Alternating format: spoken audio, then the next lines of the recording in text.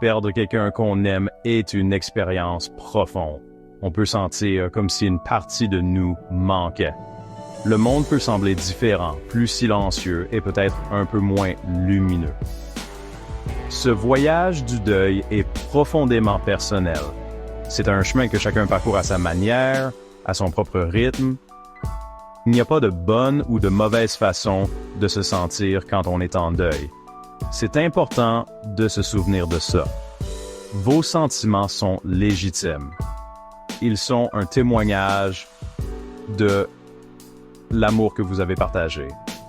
Ce voyage, bien que douloureux, est aussi un voyage du cœur, un chemin qui nous mène à travers la tristesse.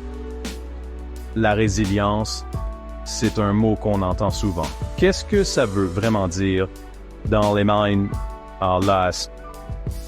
Moi, non, pour de bien perte d'axe.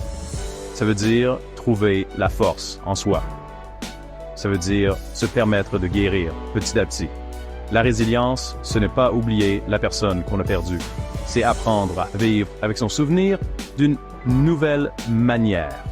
C'est porter son amour plus loin. Cette force n'apparaît pas du jour au lendemain. Elle grandit doucement, comme une fleur délicate qui pousse à travers un sol dur. Elle est nourrie par la patience et la compassion envers soi-même, en se donnant le temps et l'espace pour assimiler l'immense changement dans sa vie. La douleur du deuil peut être écrasante par moments. On peut la sentir comme une couverture lourde qui rend tout difficile.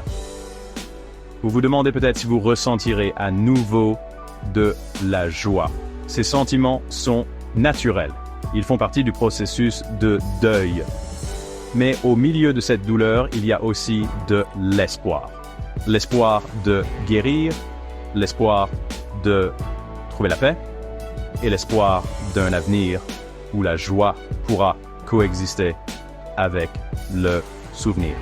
Permettez-vous de croire en cet espoir, même quand il semble lointain.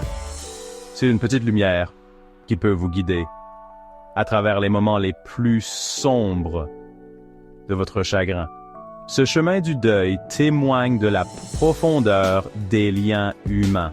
Il montre à quel point nous pouvons aimer et à quel point la perte peut nous affecter profondément.